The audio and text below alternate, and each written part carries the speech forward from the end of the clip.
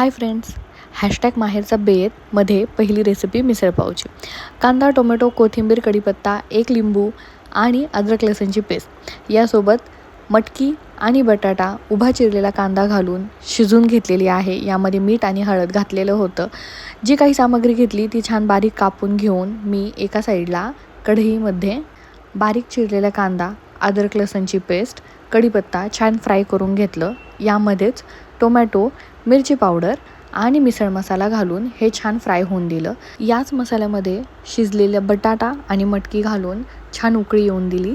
एका साईडला हे मी आपलं छानसं ताट तयार करून घेते आहे. फरसाण, कांदा, लिंबू, कोथिंबीर, पाव आणि ही आपली मिसळ तयार आहे.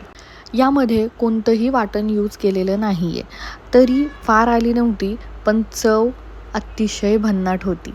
तुम्ही ही रेसिपी नक्की ट्राय करा आणि मला नक्की कळवा कशी वाटली.